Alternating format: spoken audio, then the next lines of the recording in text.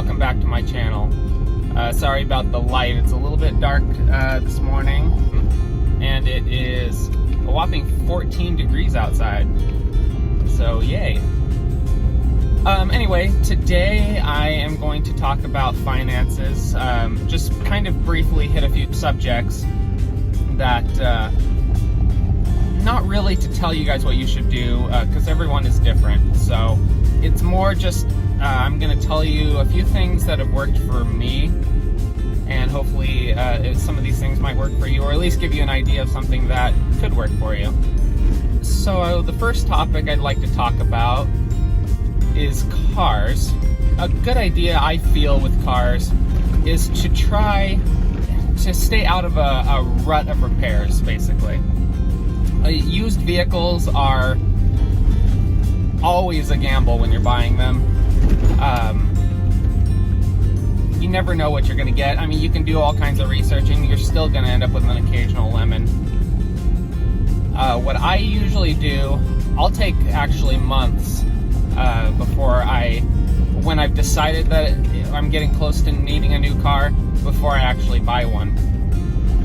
And what I do is I save constantly. I don't just save when I need something. So start there. Save anything that you can. Decide what you're going to be able to afford. Give yourself a price range. What I do, I try to buy from private party, since I only buy, slightly older used cars. Dealerships, they don't raise the prices above what private party value is, at least in our area, not by as much as they used to. I believe the internet probably has had something to do with that. There's so many different there's different avenues to search for vehicles and find the best price now. Places have to be much more competitive than they used to. Still, what I do is I narrow down what it is that I'm looking for. What do I want now? Do I want an SUV, car, truck? And I do research on a bunch of different ones. I narrow down as much as I can on what I'm looking for, and then I start going from there. I look around, see what I can find, and then I set a price point. I usually set one that's difficult to obtain, so and that way it takes me a long time to find one, but in the end I end up with a good deal if I find something that meets all my criteria. And something else that I do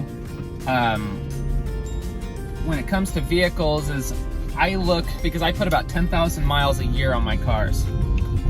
My goal is to find a vehicle that, whatever its mileage is when I purchase it, to the mileage that I want to sell it at, how many years that's going to be, what can I sell it for at that point, and the goal is to be less than $1,000 a year in loss, because vehicles are terrible investments. You're going to lose money no matter what, but I look for less than $1,000 a year in loss. Something else with vehicles is maintenance.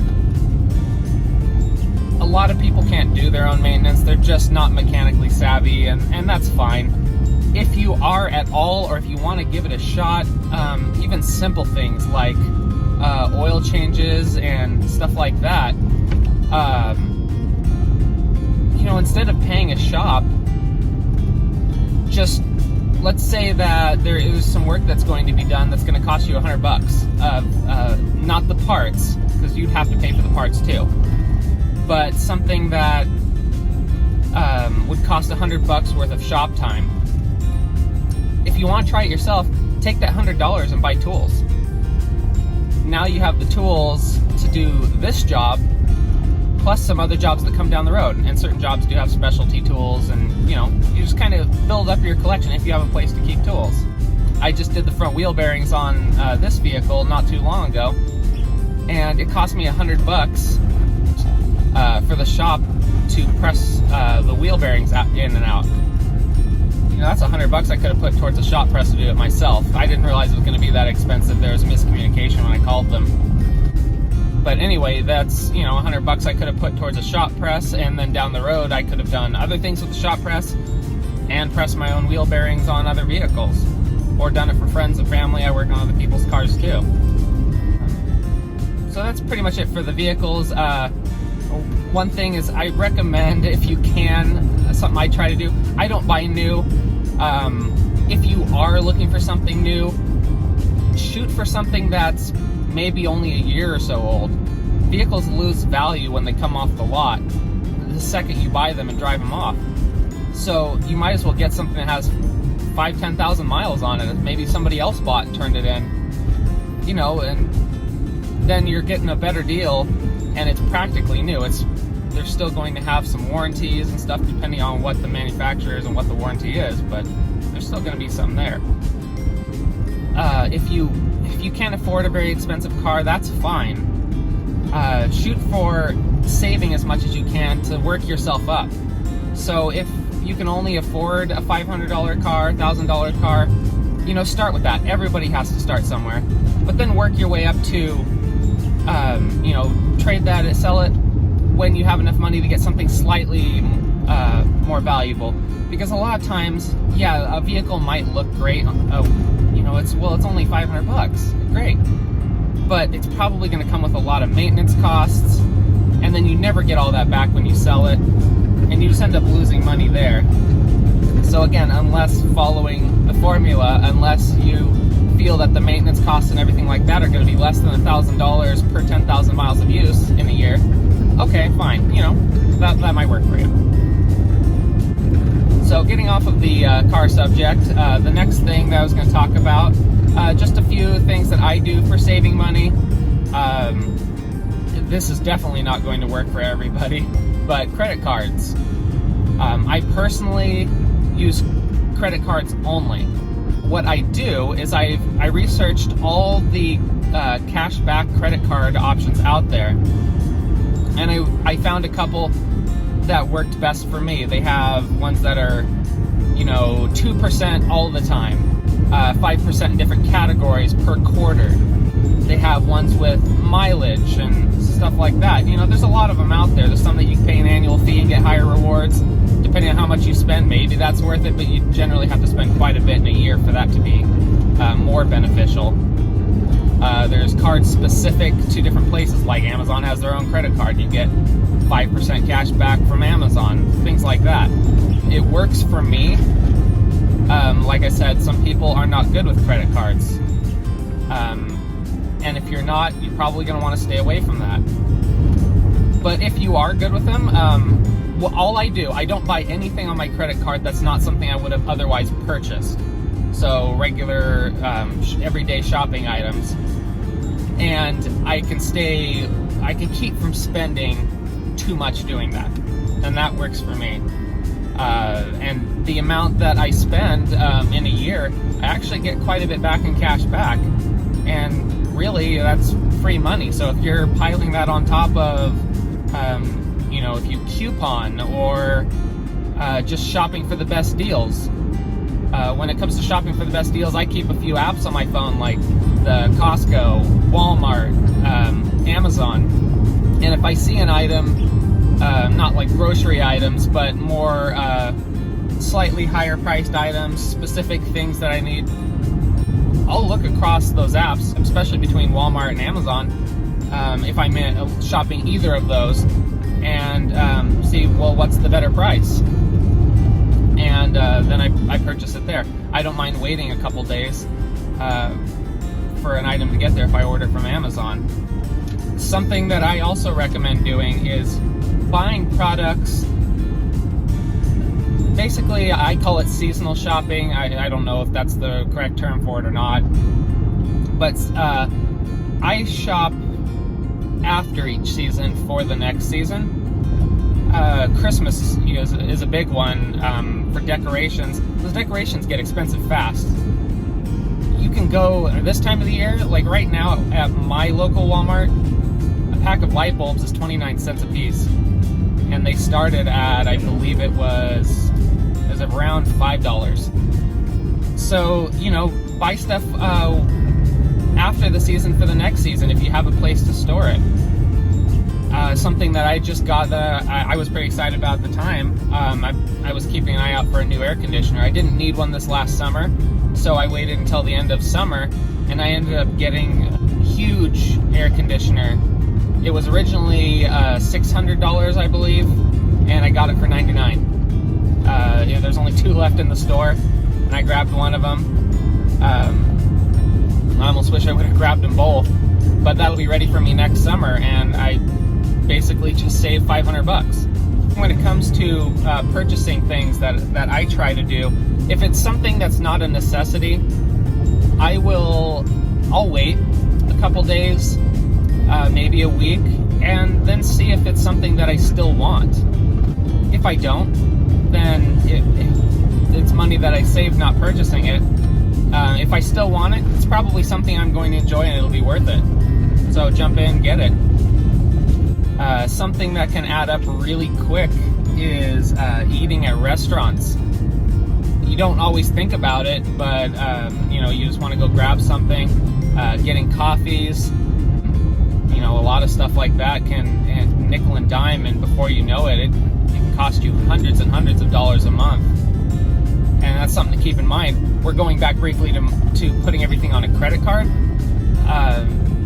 It really puts the reality into me of how much I spend, because I pay it off every month, which is another important key to using a credit card, is paying it off every month, because you're not doing yourself any justice if you end up with all of those all that interest. So paying it off is important.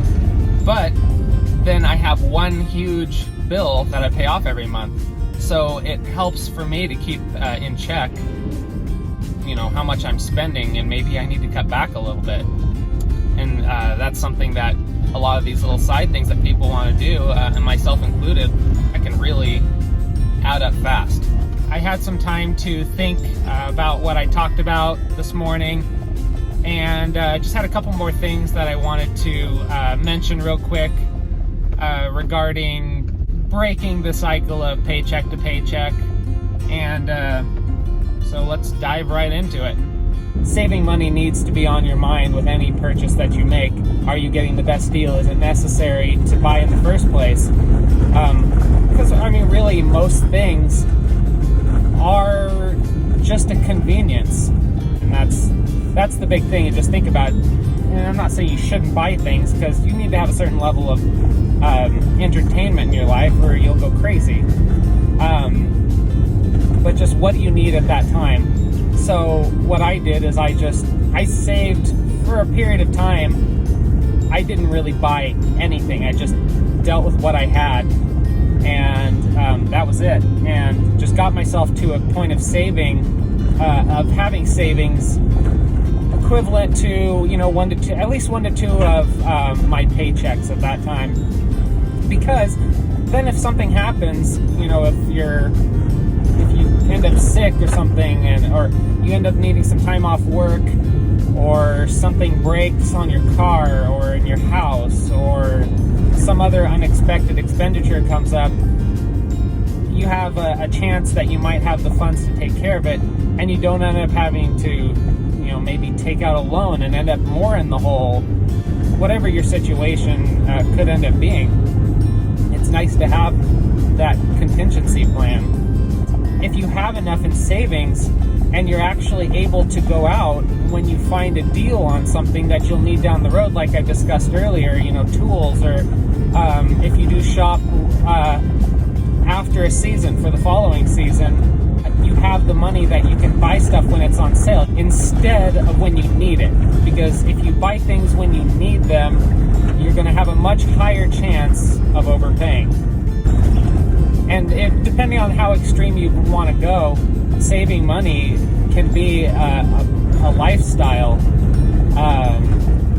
Or you can make it something as simple as just something you think about every once in a while when you're making big purchases. Depends on how extreme you want to go with it. That's up to you. So So that's pretty much everything I wanted to talk about for today. I could do a really long video getting in depth on probably just, car purchases alone and what I do for that. And maybe I'll do that at another time. But just giving some brief examples of things that I do that could work for you. If any of these are things that you've done, or if you have any other ideas, if you'd like to let me know in the comments down below. I'd be curious to see if any of this works for anyone else. And let me know if you have any other ideas or anything else you would like to see. So I think that's it for now, so stay tuned and we'll probably have some more videos for you very soon.